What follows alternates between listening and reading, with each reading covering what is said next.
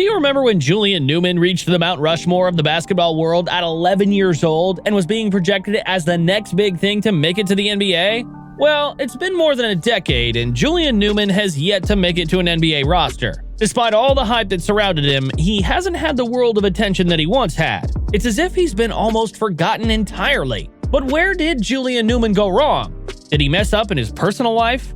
Why did he not live up to the expectations and promises made about him? These are the things that come to mind when we think about why he's not as popular as he used to be. Rest assured, I have the answer to that question, and it's bound to surprise you. Stay until the end to see me roast the shit out of Julian Newman. But why was he an internet celebrity as a middle schooler anyway? Discovering one's passion at a young age is a rare and beautiful thing.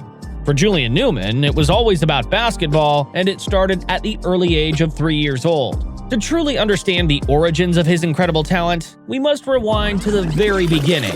Julian Newman grew up in a basketball-loving family where his dad also played, but he didn't go pro for obvious reasons. Julian's father, Jamie Newman, trained him intensively and at times even a bit exaggerated. But as a result, Julian would fully commit to basketball. His elementary training regimen consisted of shooting 100 free throws, 200 floaters, and 200 jump shots every single day. When he was in the 5th grade, he began to garner notice all over the internet as a result of his highlight movies that went popular on YouTube. The mere fact that he began playing basketball at the varsity level when he was just 10 years old is sufficient to get enough attention. But from the beginning, the narrative seemed to be divided evenly between the people who loved him and the others who heavily criticized him. Some people considered him to be a gifted kid with great potential, while others disapproved of how he was promoted at a very young age. It all began when Julian Newman transferred to Downey Christian School after his father began coaching basketball and teaching history at the school. At the time, he mainly received praise for his undeniable talent. As an 11-year-old, 4'5" point guard, he led his school to a 21-6 record, averaging 12.4 points, 11 assists, and 4.3 steals per game. As a 5th grader, he initially started playing basketball for the middle school team, but after seeing immediate success and scoring as many as 91 points in a game, he was promoted to the varsity team. Yeah, you heard that right. 91 points. As soon as he started playing varsity basketball, he became a national sensation, garnering headlines in publications like Sports Illustrated and the New York Times. He was only in the 5th grade at the time.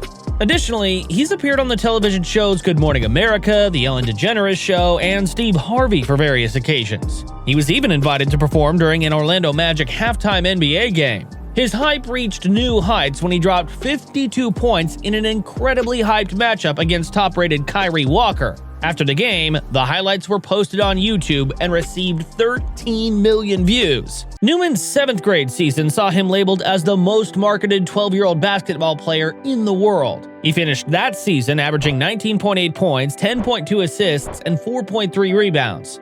When he was in the 7th grade in 2015, he became the youngest player in the history of the sport to earn 1,000 career points for the varsity team, and was certainly living up to the hype. He continued to dominate in the 8th grade, where he averaged 23.9 points, 11.4 assists, and 3.6 rebounds, solidifying his status as a high school basketball phenomenon while he was still in middle school. However, the efforts to market Newman's career were criticized by some media outlets who compared him to a child star, and we all know how they ended up. But the efforts were certainly gaining attention with millions of views on his videos. By his sophomore year in high school, Newman had broken the Florida Prep scoring record, accumulating 3,873 total points. He moved to his father's newly established school in Orlando, Prodigy Prep, for his senior basketball season. Newman graduated high school in 2020 after a 7-year-long varsity basketball career. He finished with 6,246 total points. As a result, he's currently ranked 4th on the list of the all-time boys leading scorers in the country. Newman is also the nation's all-time three-point leader with 1,178, even though he's probably had to chuck up at least 10,000 air balls to achieve this, and the nation's all-time assists leader with 2,211. This one actually surprised me.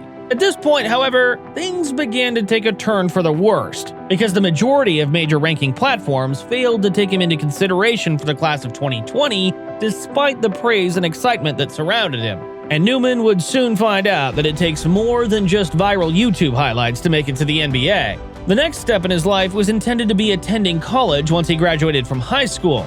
However, it became abundantly clear that this would not be occurring anytime soon. There were claims by his father that Newman had 15 D1 college offers, but Newman himself has come out and said that's not true. But aside from his plan being to skip college to prepare for the NBA draft, a number of reasons, including his height, his ability to create shots, his level of competition, and his serious attitude issues, surfaced as significant contributors to his demise. Standing at 5'7", you can tell that he would eventually face challenges due to his height, impacting his performances in higher levels of competition. Not to mention that he's also unathletic. We've seen small players make it to the NBA like Nate Robinson, but he had freakish athleticism and could dunk and block shots. Two things Newman has never been able to do. Julian Newman's game revolved around contested three-pointers and a questionable shot selection which drew a lot of criticism. He takes the worst shots and ball hogs and only lets go of the ball in a heavily contested three-point or mid-range shot. If I were to describe Julian Newman in one meme, it would be, "You're not that guy, pal. Trust me. You're not that guy." It's painfully apparent that he plays for the camera and never takes the right shot, which hurts his team, and at times, they're even better without him. This brand of basketball can be elite on a local park, but won't get you anywhere near a D1 college offer and even less so an NBA draft pick. And even his so-called strength, his dribbling, is not even a strength. He just shows off complex dribbles, but if you notice, he never creates any space. You could say he's more of a Harlem Globetrotter than an NBA prospect. He also doesn't possess that bounce to score at the rim. His timing is always off and mostly gets blocked. You can't have that kind of tunnel vision when you're small enough to fit through the tunnel itself. Not to mention that his shot is weird. He picks it up at his chest and has a questionable release. His dad always stood by him and encouraged him to take these shots, which didn't help him develop proper form. With all the criticism he faced with his underdeveloped Neanderthal-esque game, doubts were raised as to whether he could even play at the next level.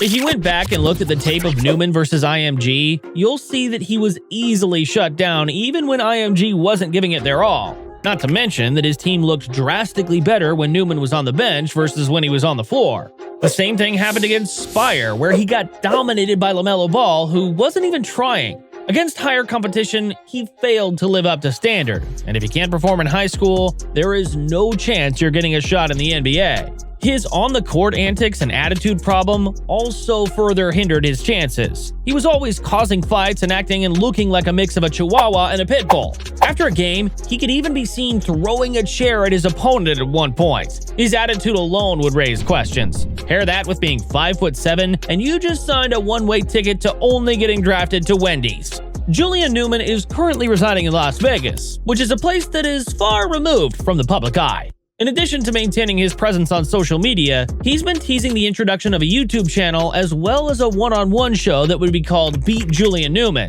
It seems only fitting to me, considering that he has spent his entire life on the platform. However, despite the fact that his tale is now primarily focused on his catastrophic failure in basketball, we will never forget Julian Newman as that one boy who, back in the day, was a child genius and had quite the trip throughout his life. Regarding Julian Newman, I would be very interested in hearing your thoughts. And was there ever a point when you believed that he would be able to have a career in the NBA? If you liked this video, check out my video on the huge problem ruining the NBA that nobody is talking about.